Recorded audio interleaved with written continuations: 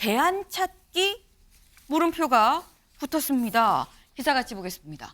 한동훈 출마는 자유, 기류 달라진 친윤입니다. 사실 그 전에 쭉 나왔던 얘기가 친윤 쪽에선 한동훈 전 비대위원장이 이번 전당대회에 안 나왔으면 하는 것 같다라는 분위기가 좀 읽혔었는데 그런 보도들이 쭉 나왔었죠. 그랬는데 오늘 한국일보의 보도는 한동훈 출마는 자유예요 라고 친윤의 기류가 달라졌다는 얘기입니다. 누구의 얘기인지 직접 들어보시죠. 공직에 나가든 네. 또한 당직에 출마를 하든 그것은 오롯이 당선인 본인의 이런 선택에 달려 있는 겁니다. 본인이 판단할 문제지 왜 제3자가 나가지 말으라고 압박을 하고 또 그렇게 해야만 됩니까? 총선 패배의 책임을 어떻게 질 것인가의 문제하고 연결이 돼 있기 때문 아니겠습니까? 만약에 본다면 총선에 책임이 있다고 생각하면 당원들이 투표로서 책임을 묻는 것이지. 네, 모두가 나와라 말하라고 얘기하는 게 맞지 않다. 그리고 뭐 총선 책임이 있다 그러면 그건 뭐 당원들이 투표로 나오는 건 자유고 나와서 뭐 투표로 안 뽑으면 되는 거 아니겠느냐 그런 생각을 가진 사람들이 라고 얘기를 했습니다. 그러니까 한동훈 위원장 뭐 나오려면 나오세요 라는 뭐 이런 느낌으로 지금 해석이 되죠. 근데 지금 저 얘기를 한 이철규 의원 닷새 전에 뭐라고 얘기를 했었느냐 그것도 같이 들어보고 오실까요? 예. 저의 경우는 원내대표를 안 하겠다라는 결심을 가진 근저에 작지만 저도 10명 중에 한 사람이 공관위원으로서 졌으니까 여기에 구성원으로서 책임감을 느꼈습니다. 이번에는 아니더라고 한 것은 바로 거기에 배경이 있었다는 네. 내가 선거에서 책임이 있기 때문에 원내대표 선거에 안 난 거다. 내가 안 나간 배경은 그런 겁니다. 라고 얘기를 했는데 이 얘기의 본 뜻은 가로치고 그러니까 한동훈 나오면 안 된다라는 거 아니겠느냐라는 해석이 쭉 나왔었어요. 근데 이동석 의원님, 네. 지금 보면 닷새 전의 얘기와 어제 한 얘기가 좀 결이 다릅니다. 뭐 확실히 다르죠. 네, 근데 이 시점을 놓고 보면 이거를 좀 관심 있게 볼 사안이 바로 시점이. 대통령의 기자회견이었어요. 네. 대통령 기자회견 때 대통령께서 뭐 한동훈 위원장에 대해서 뭐 정치인으로 자리매김했다 이런 네. 평가를 하지 않았습니까? 네. 그 이후에 당에서 한동훈 위원장의 출마 관련한 기류가 완전히 바뀌었습니다. 그게 무슨 뜻이냐? 네. 결국 윤심은 한동훈 위원장에게 있는 것 아니냐 이런 불필요한 오해를 불러일으킬 수 있을 만한 소재거든요. 그렇기 때문에 지금 한동훈 위원장의 이런 출마를 놓고 굉장히 갈등 양상마저 보이고 있어요. 다만 아쉬운 부분이 있다면 지금 네. 당권에 출마하려는 유력 주자들이 지금 말을 아끼고 있는 겁니다. 결국 이러다가 한동훈 위원장이 당대표가 될 수 있다. 네. 이런 목소리도 사실 당에서 나오고 있거든요. 네. 그렇기 때문에 주자들이 적극적으로 나서서 한동훈 위원장의 출마에 대한 생각을 밝혀야 된다고 저는 생각을 하고요. 지금 유력 주자는 안 하지만 홍준표 시장이 오히려 굉장히 강하게 나가고 있어요. 네. 그런 것만 보더라도 당내에서 한동훈 위원장의 출마에 대한 경론이 이루어져야 된다 저는 생각합니다. 지금 이동석 의원은 윤 대통령이 한동훈 전 비대위원장에 대해서 정치인의 길을 뭐 잘 갈 것이다, 뭐 20년 교훈이 있다라고 얘기를 한 게 혹 일부에서는 윤심이 한동훈 전 비대위원장한테 있는 걸로 해석되는 거 아니겠느냐. 그래서 좀 이런 얘기가 나오는 것 같다라는 지금 이 해석을 지금 주셨는데 일단 뭔가 다릅니다. 요거 차재원 교수님 네. 어떻게 보십니까? 이런 해석. 지금 이동석 의원 같은 데서. 글쎄요. 뭐 저는 뭐 윤 대통령이 한동훈 비대위원장의 그러니까 지금 전당대회 출마를 허용했다는 것보다는 저는 오히려 좀 반대의 생각을 피력하신 것이 아닐까 하는 생각이 듭니다. 그러니까 지금 한동훈 전 비대위원장의 만남에 관해서 네. 뭐 언제든지 만날 수 있다 이야기는 지금 당장 만나고 싶지 않다는 이야기를 했던 거고요.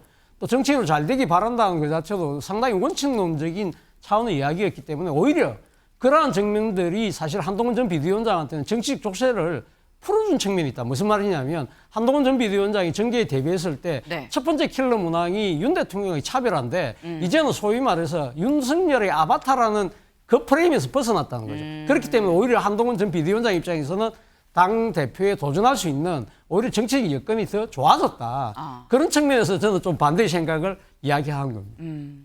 오히려 윤 대통령의 그 기자회견이 한동훈 전 비대위원장의 발목에 있던 이 족쇄를 하나 풀어줬다. 몸이 더 가뿐해졌다라고 지금 해석을 하셨어요. 네.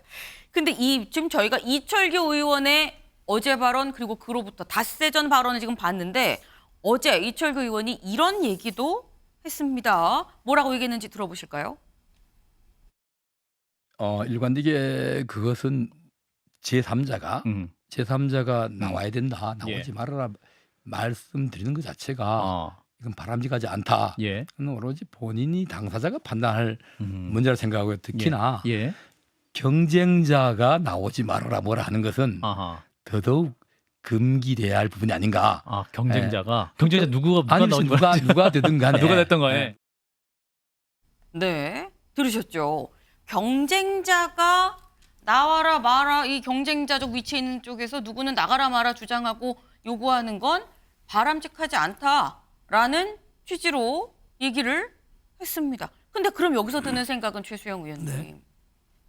이철규 의원한테 물었는데 여기서 아유 뭐 경쟁자가 그런 말하는 거는 좀 바람직하지 않아. 이 얘기인즉슨 이철규는 한동훈의 경쟁자다. 이 말이고 이철규 의원은 전당대회에 나온다라는 얘기인 겁니까?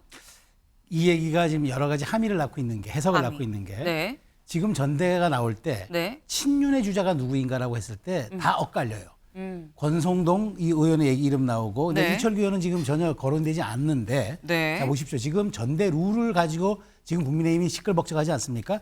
현행 당원 100%로 갈 것이냐 아니면 7대3 구조로 갈 것이냐 5대5 구조로 갈 것이냐. 근데 이게 지금 현재에 놓고 봤을 때 하든 안 하든 한동훈 상수에는 아무런 영향이 없어요. 네. 지금 현재 그 보수 진영에서 인기도를 봤을 때 네. 한동훈 위원장 당원 100%로 나가도 이깁니다. 그다음에 여론조사 7대3 해도 이길 가능성이 높아요. 자 그렇다면은 여기서 네. 나오는 핵심 문제 하나. 그러면 이렇게 상수가 될 가능성이 높은 사람한테 과연 그러면 경쟁자가 될 친윤은 누가 있냐? 없죠. 없기 때문에 그래서 차라리 저는 이런 걸로 봐요. 네. 경쟁자가 될 만한 분들이라고 하는 것은 네. 이철규 의원이 이제 친윤계에도 사람이 있다라고 얘기를 하고 싶은 것 같은데 그럼에도 불구하고 내가 저는 경쟁자가 아니라 나를 포함한 친윤의 친윤을 경쟁자로 좀 경쟁자로 봐요. 표현했다. 근데 사실 저거는 희망사항의 가능성이 커요. 현재로 봤을 때는 네. 지금 이 구도라면 한동훈 위원장의 등판은 사실상 기정사실화 돼가는 것 같고 친윤 일부 내에서도 차라리 반윤의 스탠스에 있는 유승민보다는 차라리 그나마 윤석열 대통령과 3년 함께 할 수 있는 한동훈이 낫지 않냐 이런 얘기들이 나오고 있는 현상이기 때문에 지금 저 얘기는 우리 쪽에도 사람은 있다라는 얘기로 들려지지만 네. 실질적으로 한동훈 비토론의 철수라고 저는 해석이 되기 때문에 네. 앞으로 저는 이 대목을 이 해석을 가지고 여러 가지 분분하겠지만 한동훈 위원장의 출마는 이제 거의 상수화돼 가고 있다라고 보는 게 맞을 것 같아요. 아, 근데 지금 이 말씀을 들어보면 이런 겁니다. 뭔가 한 발 물러선 건 맞다. 친윤에도 주자는 있다라는 거를 얘기를 하는 것 같지만 뭔가 한동훈은 안 돼라는 거에서 한 발 물러선 것 같다. 그리고 그 말씀이 좀 킬링 포인트가 아닌가 싶은데 한동훈 위원장이 나오는 게 상수기 때문에 지금 친윤에서도 한동훈과의 동거를 염두에 두고 있다는 말씀으로 이해를 하면 되는 겁니까? 예.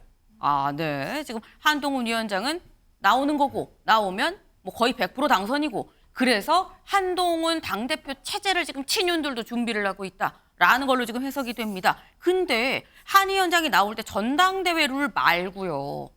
총선 100석. 요것도 또 하나의 변수가 될 수 있다는 얘기가 있었습니다. 언제 나오느냐 그리고 얼마만한 수위로 나오느냐가 관건이었었죠. 다음 기사 볼까요? 국힘 총선 100석 한동훈 책임론 공방이 벌어졌습니다. 한동훈 전 비대위원장 얼마나 책임이 있느냐라는 얘기인 건데 다음 기사 이어서 보죠.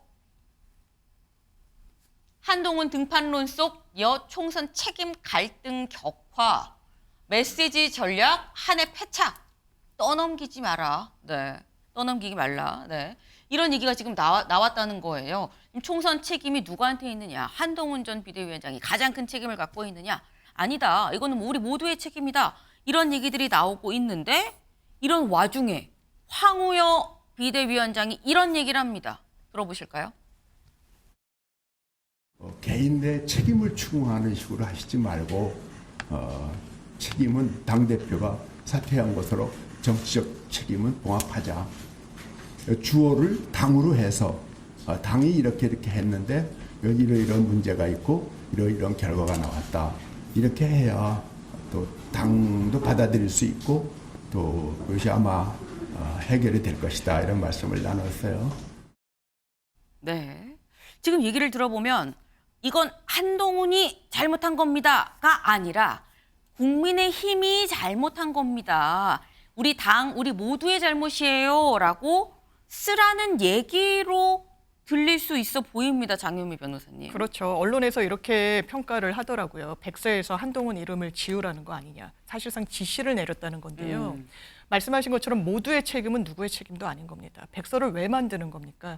앞으로 지금 조정훈 백서 TF 팀장이 영남 자민련이 돼가고 있다라고 이야기를 하고 있어요. 진단을 내리고 있는 겁니다. 그렇다면 백서는 차기 총선 안 치를 겁니까? 계속 치러야죠. 그러면 무엇이 문제였는지를 점검하고 대안을 모색해나가는 과정입니다. 이번 총선 국민의힘 어떻게 치렀습니까? 원탑 체제로 치렀습니다. 한동훈 비대위원장만의 잘못은 아니겠죠. 그렇지만 한동훈 비대위원장의 잘못이 없다고 할 수는 없습니다. 황우엽 비대위원장도 뭐라고 이야기했습니까? 보수층으로서는 고개를 갸웃거릴 수밖에 없는 그런 어떤 전략을 내세워서 좀 아쉬웠다는 취지로 언급을 했어요. 그 부분이 백서에 담기지 않는다? 그러면 사실 알맹이 없는 그런 부분에 지나지 않을 걸로 좀 우려됩니다. 네. 지금 황우여 비대위원장은 뭔가 이 한 명을 콕 집어서 여기에 책임 추궁하지 말고 우리 다 같이 반성하는 차원으로 갑시다. 약간 이런 얘기의 흐름인 것 같은데 근데 총선 백서를 황 비대위원장이 쓰는 건 아니죠.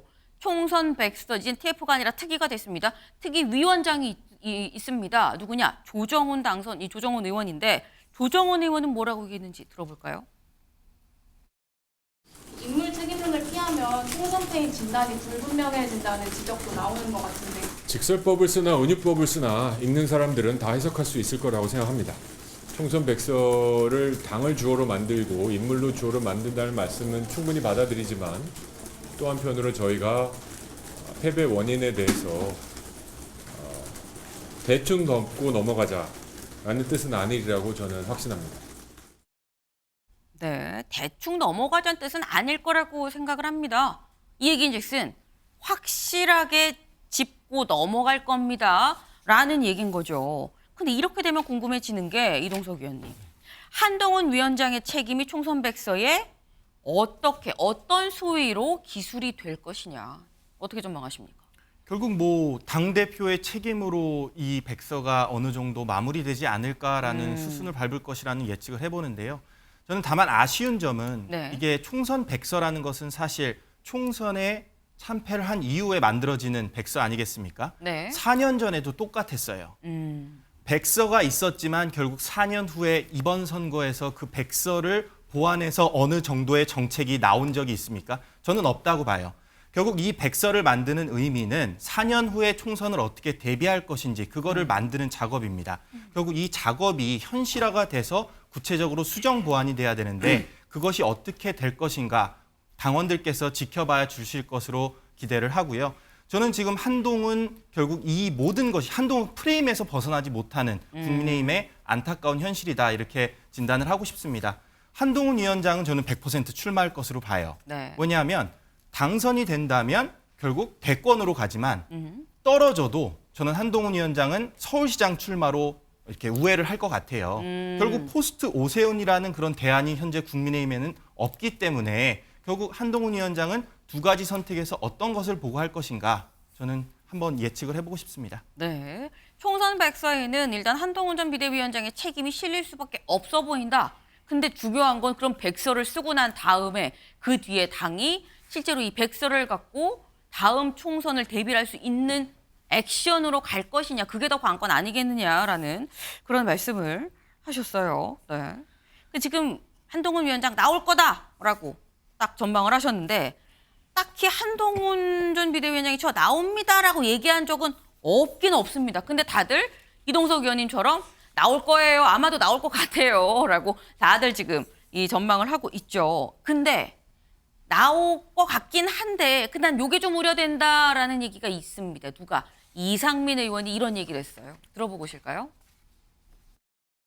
총선 때 심신이 많이 지쳐 있는데 공격까지 받게 되면 또 상처받을 수도 있기 때문에 저는 알리고 싶었을 텐데 한동훈 위원장이 나오는 게 거의 기정사실화되어 있지 않겠습니까? 표명은 안 했지만 마음은 기울지 않았나 이거 각오하고 나와야 된다. 상처 입더라도 견뎌내고 뚫고 나가야 된다. 말을 해주고 싶죠. 네. 지금 나올 것 같은데 나온 쪽으로 기운 것 같은데 근데 마음 단단히 먹고 나와라. 상처 입을 거다라고 얘기를 했습니다. 근데 여기서 드는 생각 그럼 차재현 교수님. 네.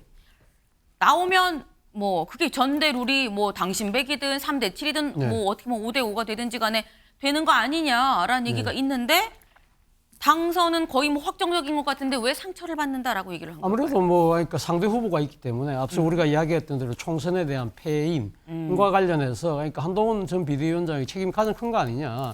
그래 자수하고 뭔가 나름대로 그러니까 지금 그러니까 반성의 모드로 가야 되는데 지금 뭐 개인의 정치적인 욕심 때문에 지금 이렇게 당 대표에 나왔다는 것 자체가 자칫 네. 잘못하면 당을 더 그러니까 분열과 혼란의 구렁텅이로 빠뜨릴 수밖에 없을 것이라는 그러한 아마 인신 공격에 가까운 아마 공격을 아마 충분히 예상할 수밖에 없을 거예요. 그렇기 때문에 본인도 상당히 조신하고 신중한 모드로 가고 있지만 제가 생각했을 때는 이제는 군불대기는 끝났다라는 생각이 들어요. 군불이라는 것이 그러니까 방에 좀 덮이는 그런 식의 불대기라고 한다면 사실은 이 지금 이렇게 상당히 자맹을 하다가 지금 서서히 수면 위로 드러났잖아요. 그러니까 네. 뭐 도서관도 가고 이게 공개적인 데서 식사도 하면서 사진도 찍고 있는 그까지가 이제 군불대기라고 한다면 이제는 소위 말해 밥을 짓기 위한 정치를 하기 위한 본격적인 치사용 불대기가 사실 시작됐는데 그거는 이번에 원희룡 전 장관과의 만찬이 아마 저는 그 계기가 되지 않았을까 그런 생각이 듭니다. 물론 원희룡 전 장관도